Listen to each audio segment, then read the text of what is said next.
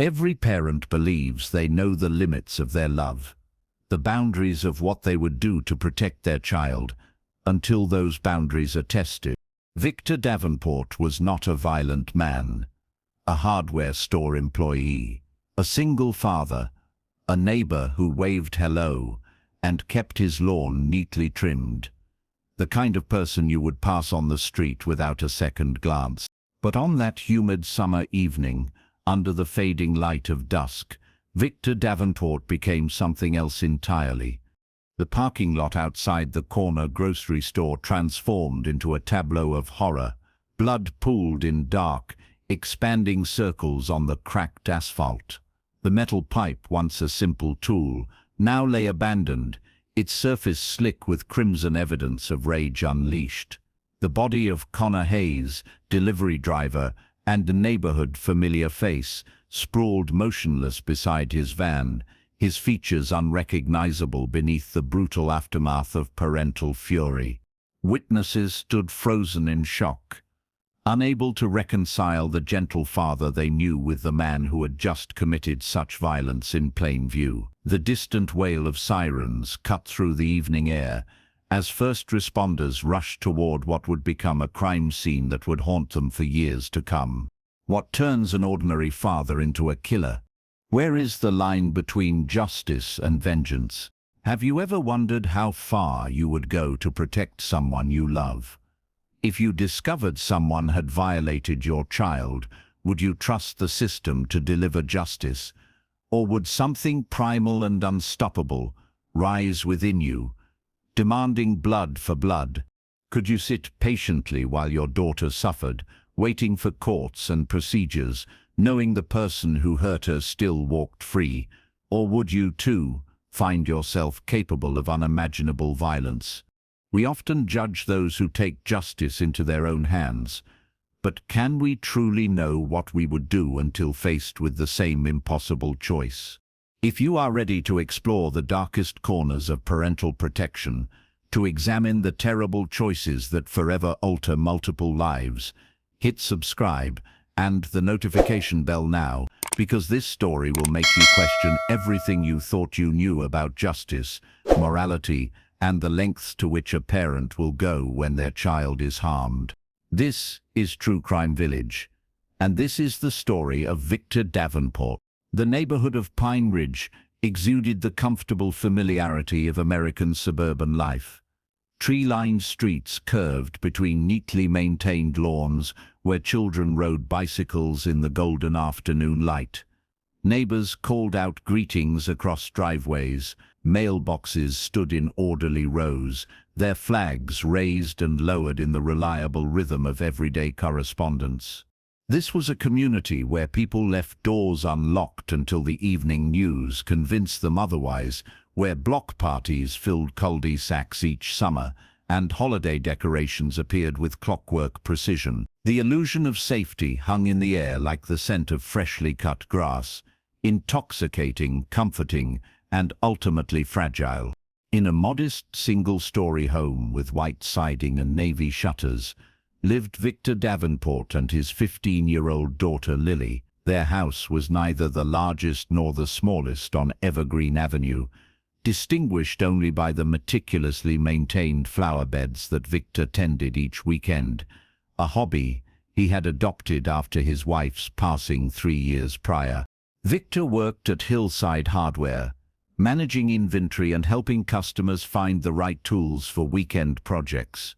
His colleagues knew him as reliable and even-tempered, a man who arrived 15 minutes early each morning and never left until every task was complete. His weathered hands bore the marks of honest labor, calluses that told the story of a man who understood the value of building things that last. Lily inherited her father's quiet determination and her mother's artistic sensibility. A sophomore at Pine Ridge High School, she excelled in her creative writing classes and spent hours sketching in notebooks that she kept stacked beside her bed. Father and daughter moved around each other with the comfortable choreography of people who understood one another's routines. Breakfast at 6:30, dinner at 7, television until 9, a life structured by small, meaningful rituals. What neighbors could not see was the weight Victor carried beneath his calm exterior. Each night after Lily went to bed, he checked the locks twice. His eyes lingered too long on passing strangers. He monitored her text messages more frequently than she knew. The world outside their home appeared in his mind as a map of potential threats, territories marked by invisible warnings that only he could see. "Dad, you worry too much," Lily would tell him, rolling her eyes when he insisted she text him upon arriving anywhere. "Nothing bad happens here."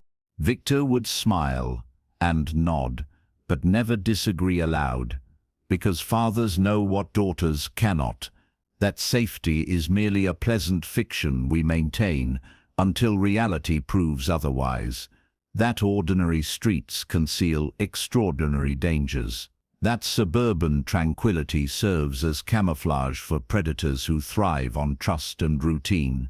The Davenports lived inside the warm glow of normalcy, their days measured in comfortable patterns, but patterns create blind spots. Repetition breeds complacency, and in the spaces between familiar moments, catastrophe waits patiently for its opportunity. Victor could not have known that the foundation of their carefully constructed life was already fracturing beneath them, that the neighborhood's peaceful veneer would soon splinter, that his deepest fears about protecting his daughter were about to materialize in ways he could never have prepared for. The storm was already approaching their door. The June heat followed Victor through the front door as he returned from his 9-hour shift. Sweat dampened his collar, and fatigue weighed on his shoulders. He expected the familiar sounds of teenage life, music from Lily's room, the refrigerator door opening and closing, footsteps upstairs. Instead, a heavy silence greeted him. "Lily?" he called, setting down his lunch cooler. No response. He found her at the kitchen table, hunched over something clutched in her trembling hands. Her eyes were swollen, cheeks streaked with dried tears. The overhead light cast harsh shadows across her face, making her appear years older than 15. "What is wrong?" Victor asked, his voice barely audible above the humming refrigerator. "Are you hurt?" She did not look up, could not look up. Her knuckles whitened around a manila envelope that bore no postmark or address, just a smudged fingerprint on one corner. "I cannot tell you," she whispered. "You will hate me." Victor knelt beside her chair, his work boots scraping against the linoleum. "Nothing in this world could make me hate you." With painful reluctance, Lily slid the envelope toward him. Inside were 4 photographs printed on plain paper and a handwritten note. The first photo showed their house from the street. The second captured Lily walking up the driveway. The third displayed a delivery van parked outside their home, a vehicle Victor recognized from regular package deliveries. The fourth image made his stomach turn. Lily backed against the hallway wall, fear evident in her expression, a male hand visible at the edge of the frame. The note, written in hasty, angular script, read, "Next time I will take more than just pictures." Victor struggled to make sense of the images. Who took these? When did this happen? Her words came between jagged breath. "The delivery man, Connor Hayes. 2 weeks ago, when you were working late." Her voice dropped to a whisper. "He said he needed a signature. I let him in, because he always delivers our packages. He said he knew I was alone, that he had been watching me. Her voice broke. The kitchen walls seemed to contract. Victor felt the blood drain from his face as understanding dawned with sickening clarity. "He touched me," Lily continued, each word painful. "Said nobody would believe me if I told, that he knew where I slept, that next time would be worse." She looked up finally, her eyes reflecting terror and shame in equal measure. "He left these in our mailbox yesterday. Victor's world collapsed into a narrow tunnel of comprehension.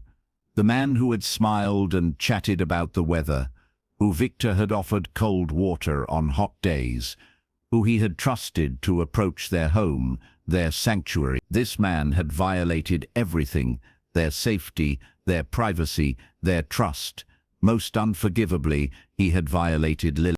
Memories flashed through Victor's mind, thanking the delivery man for careful handling of packages, casual conversations about weekend plans, the casual wave of acknowledgement between two men who recognized each other without truly knowing one another. "I thought about not telling you," Lily whispered. "I was scared of what you might do." Victor did not recognize his own voice when he finally spoke. "You did the right thing telling me."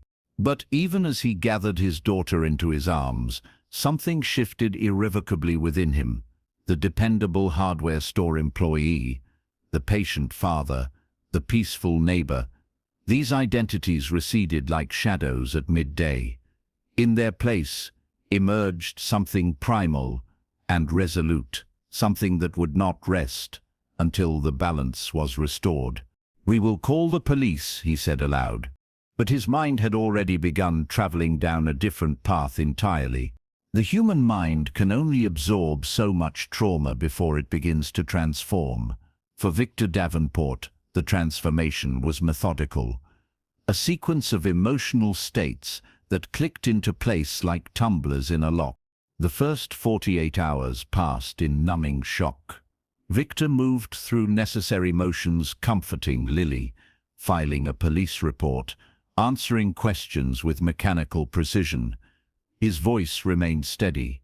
His hands did not shake. Neighbors who saw him walking to his car would never have guessed the hurricane gathering force within him. By the third day, shock gave way to crushing guilt. He paced the hallway outside Lily's bedroom, replaying every decision he had ever made as a father, every late shift at work, every time he had waved casually to the delivery man, every security measure he had neglected to install. The weight of his perceived failure pressed against his chest until each breath became labor. "I should have been here," he whispered to the empty kitchen at 3 in the morning, staring at the photographs spread across the table. "I should have known." Sleep abandoned him. When exhaustion finally dragged him under, nightmares yanked him back to consciousness. His dreams filled with variations of what might have happened, each version worse than the last. He began avoiding his bedroom entirely, dozing upright in the living room chair, positioned where he could see both the front door and the hallway to Lily's room. By the end of the first week, guilt hardened into rage. The evolution was chemical, visceral. Victor felt it as a physical change, a burning sensation behind his eyes, a metallic taste in his mouth, a constant tremor in his hands that only stilled when he clenched them into fists. The meeting with Detective Powell did nothing to extinguish this fire. Seated across a metal desk at the police station, Victor listened as bureaucracy and procedure smothered his hope for swift justice. "We are taking this very seriously, Mr. Davenport," the detective assured him, glancing down at a case file that seemed impossibly thin. "But these cases require careful handling. We need to interview your daughter again, gather more evidence, build a solid case." "He left photographs," Victor said. "He threatened her. What more do you need?" "Unfortunately, the photos themselves do not prove assault. They show he was in your home. Yes, they demonstrate concerning behavior, but for charges that will stick." The detective's expression conveyed practiced sympathy. "These investigations take time." "How much time?" Victor demanded. "While you gather evidence, he continues delivering packages. He continues entering homes. He continues hurting children." The detective's non-answer told Victor everything he needed to know. The system moved at its own pace, a pace unconcerned with a 15-year-old girl who now checked her closet before sleeping and flinched at the sound of the doorbell. Walking to his car afterward, Victor felt something fundamental shift within him. The line between acceptable and unacceptable actions blurred. Thoughts he would have previously dismissed as unconscionable now lingered, took root, grew stronger. Justice delayed, he realized, was not merely justice denied. It was justice abandoned. Do you believe our justice system fails victims of assault? Comment below with your thoughts on how we protect or fail to protect the most vulnerable among us. Victor began his investigation with a calculated precision that surprised even himself. He noted the delivery schedule, memorized the logo on the van, observed the routes. Knowledge was power, and Victor methodically accumulated both. The internet yielded information in convenient fragments. Connor Hayes, 28 years old, 6 years with the delivery company, a social media presence filled with motorcycle photos and weekend fishing trips, an address on the north side of town, a garden apartment in a complex with minimal security, no wife, no children, no visible anchor of responsibility to make him consider the consequences of his actions. Victor created a document on his computer titled Evidence. Each morning he added new details. Each evening he stared at the growing file and contemplated what it represented. Not just information, but a decision taking shape. The detective called today. Victor told his brother James over coffee. They interviewed him. Hayes denied everything, claimed Lily misunderstood his friendliness. James stirred his coffee longer than necessary. And they believed him? They said without physical evidence, it becomes her word against his. His brother's expression darkened. What kind of system makes a 15-year-old girl prove she was assaulted? The question lingered, unanswered, but validating. At night, Victor found himself standing in the hardware store aisles after closing, handling tools with new consideration. A hammer, a box cutter, a length of pipe, the weight of each object, represented a potential solution to an equation that continued to solve itself in his mind. "I keep thinking about what I would do," said Michael, Victor's co-worker, leaning against the counter during lunch break. "If someone hurt my daughter like that." Victor looked up from his untouched sandwich. "What would you do?" Michael met his gaze steadily. "There are problems the police cannot solve, or will not solve." He returned to stocking shelves, leaving the thought incomplete, but crystal clear. These conversations accumulated like stones on a scale, tipping the balance further from restraint. Each passing day, without arrest or consequence, added weight to Victor's conviction that justice would never arrive through official channels. The psychological tipping point came 14 days after the discovery of the photographs. Victor watched from his car as Connor Hayes delivered packages to a home where a teenage girl accepted the box with a smile. The delivery man lingered, chatting. His hand briefly touched her shoulder before he returned to his van. The girl waved goodbye, unaware of any danger. But Victor saw clearly now, this man would continue his behavior. Other daughters were at risk. The justice system moved too slowly to protect them. That night, Victor transferred his digital evidence to a USB drive. He wrote a letter explaining his actions and sealed it in an envelope addressed to Detective Powell. He cleaned the house with unusual thoroughness. He cooked Lily's favorite dinner and listened to her talk about school with complete attention. After she went to bed, Victor retrieved the metal pipe he had selected days earlier from the garage. The weight felt right in his hands. The decision, once made, brought a strange calm. He would find Hayes tomorrow. He would ensure no other child experienced what Lily had endured. But what Victor did not know was that his decision would change multiple lives forever. Not just Hayes's, not just his own, but creating a cascade of consequences that would ripple through their community in ways he could never anticipate. Thunder muttered in the distance as dark clouds gathered above Pine Ridge. The air hung heavy with impending rain, pressing down on the town like a weight. Street lamps flickered to life one by one, casting pools of yellow light across empty sidewalks. Weather forecasts had warned of an evening storm, driving most residents indoors early. Victor sat in his parked car, across from Corner Market, the local grocery store that stayed open until 10 each night. The metal pipe lay on the passenger seat, partially covered by a folded newspaper. Through the windshield, he watched customers enter and exit, mostly hurried figures clutching umbrellas, preparing for the coming downpour. His phone vibrated. A text from Lily. "When will you be home?" "Soon," he replied. His fingers moved mechanically across the screen. "Do not wait up." At 9:27, the delivery van pulled into the grocery store parking lot. Victor recognized it immediately, the same vehicle that appeared in the photographs. He watched as Connor Hayes exited the van, stretched his back, and walked toward the store entrance. The delivery man moved with casual confidence, unaware he was being observed. Victor waited 2 minutes before following. The pipe, now concealed inside his jacket sleeve, felt cold against his forearm. His heartbeat remained steady, his breathing even. The chaos of emotion that had consumed him for weeks had crystallized into a terrible clarity of purpose. Inside the store, 3 customers browsed the aisles.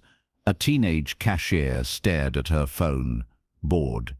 Music played softly through overhead speakers. Victor spotted Hayes in the beverage section, selecting an energy drink. Their eyes met briefly across the store. Hayes nodded in casual recognition, the neighborly acknowledgement of familiar strangers.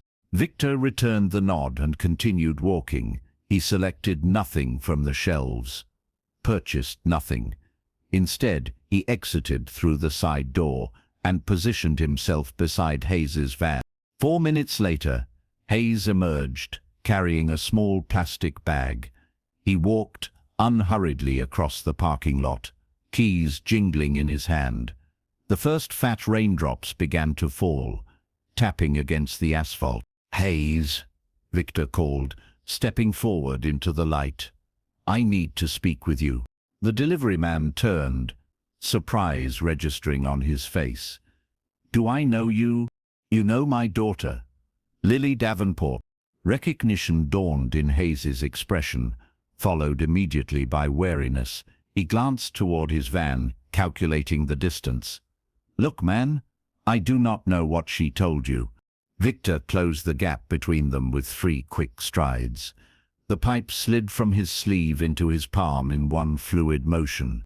"She told me everything," Victor said, his voice terrifyingly quiet beneath the increasing rainfall. Hayes raised his hands defensively. "Listen, there has been a misunderstanding. I never—" The first blow caught Hayes across the shoulder as he turned to run. The impact produced a dull crack that cut through the sound of rain hitting pavement. Hayes stumbled but remained standing, shock and pain contorting his features.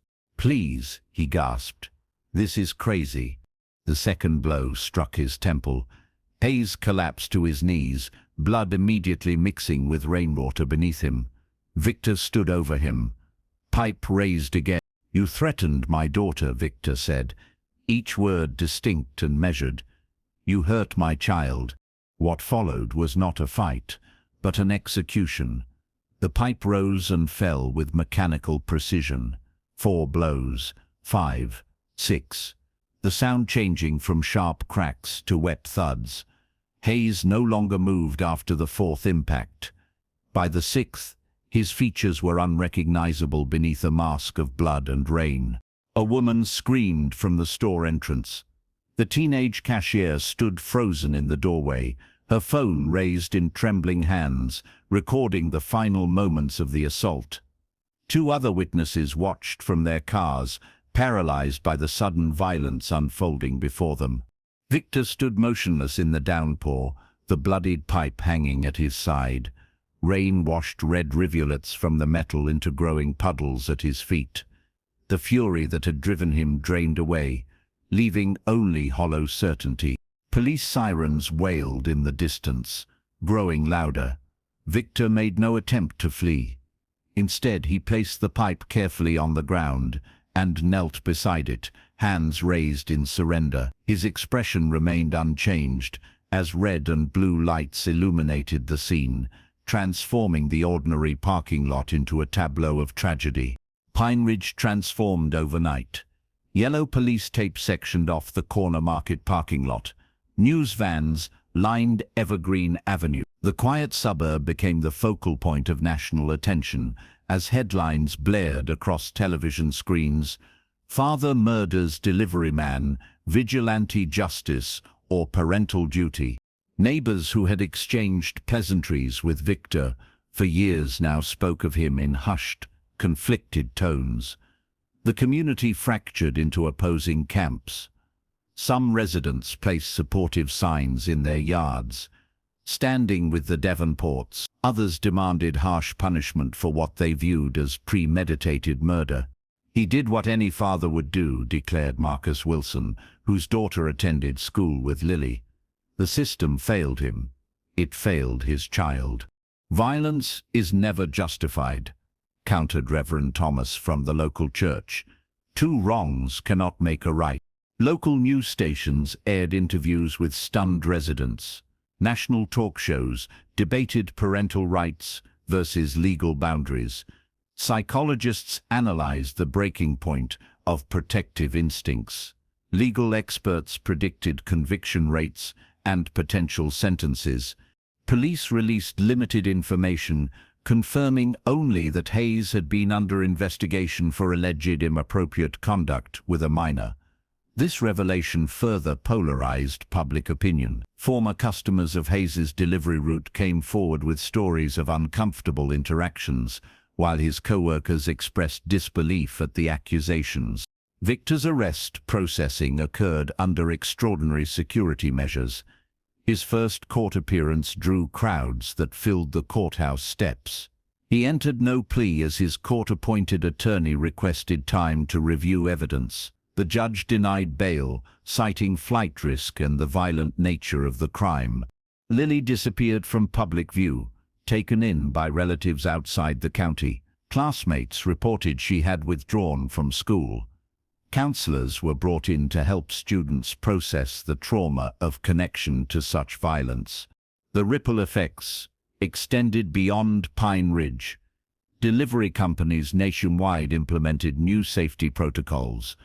Parents across the country initiated difficult conversations with their children about boundaries and reporting inappropriate behavior. School districts updated their assault response policies. 6 weeks after the murder, investigators discovered evidence linking Hayes to 2 previous unreported assaults in neighboring counties, adding yet another layer to the already complex moral equation. Hit like if you believe parents should do anything to protect their children, or comment if you think Victor went too far. Where does justice end and vengeance begin? At what point does protection become something darker? Cell Block C of County Detention Center echoed with the sounds of institutional life, metal doors closing, guards calling names, the distant murmur of television from the common area. Victor Davenport noticed none of it. His world had contracted to the dimensions of his cell, and the endless loop of memories playing in his mind. Isolation changed him. The hardware store manager who once engaged in friendly conversation with customers now spoke only when necessary. His eyes remained fixed on middle distance, seeing neither his surroundings nor the people who entered his space. Guards noted his perfect compliance and concerning detachment. "Classic dissociation," explained Dr. Eleanor Winters, the prison psychologist, during her evaluation. "His mind has separated from the emotional impact of his actions as a protective mechanism." Victor accepted medication without question, attended mandatory therapy without participation, signed legal documents without reading them. The only emotion that penetrated his carefully constructed psychological walls was revealed during family visitation, when Lily did not appear. 20 miles away, Lily Davenport sat in her Aunt Patricia's guest bedroom, surrounded by unfamiliar furniture and borrowed clothes. Her nightmares featured two recurring figures, Connor Hayes, approaching with outstretched hands, and her father standing in the rain, covered in blood. She woke screaming from both versions. She carries two distinct traumas, her therapist explained to Patricia. The violation of trust from her assault and the loss of security from her father's actions, each compounds the other. School became impossible, friends became distant, her world, like her father's, contracted to the smallest manageable size. The psychological burden extended beyond the Davenport family. Hayes's elderly mother collapsed upon hearing the news and required hospitalization.